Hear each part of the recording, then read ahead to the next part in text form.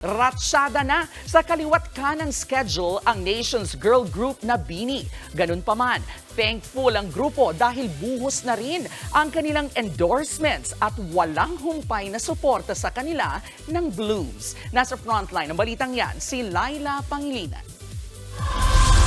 Mas uminit at mas tumitindi pa ang BINI Fever. Yan ang feels sa isa nilang mall event sa Quezon City para sa isang endorsement.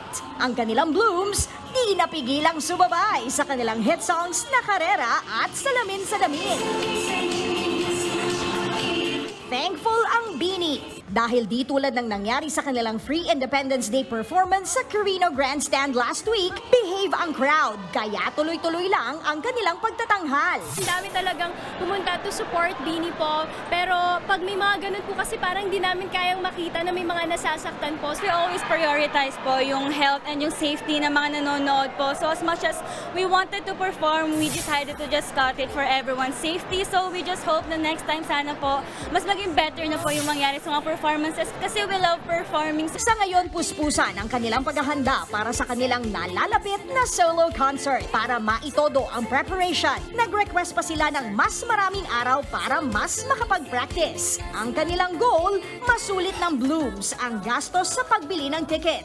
Hindi lang sa kanilang New Frontier 3-day concert, kundi pati sa 3 pang venue sa Cebu, Baguio at General Santos City. As in, araw-araw kami nagpa-practice, umaga hanggang gabi. Kasi we really want to give our best. We really want to give the best for the Blooms and sa lahat ng mga nanonood. And 3 days yun, so kailangan talaga namin paghandaan. For now po, wala po talaga kami masyadong rest day kasi pinaghahandaan po talaga namin yung 3-day concert po namin. So kami po talaga yung nag-request na kung pwedeng may extra concert rehearsals po para mas okay po, mas okay yung quality, mas okay yung performance po namin sa 3 araw na BINIverse. Nangako ang BINI na hindi man makapunta ang ibang Bloom sa mga naunang venue, lilibutin nila ang buong bansa para maabot ang iba pang fans. Say ng BINI, kahit walang gaanong pahinga mula sa kaliwat kanang endorsements at rackets, #feeling blessed pa rin sila sa mga ito. Habang meron pa, tanggap lang po kami ng tanggap kasi hindi naman natin alam kung hanggang kailan po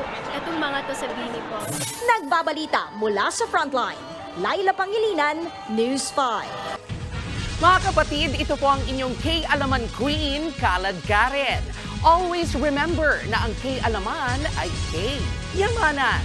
Kaya para sa latest showbiz news at dagdag impormasyon, mag-follow at mag-subscribe sa social media pages ng News 5. Okay?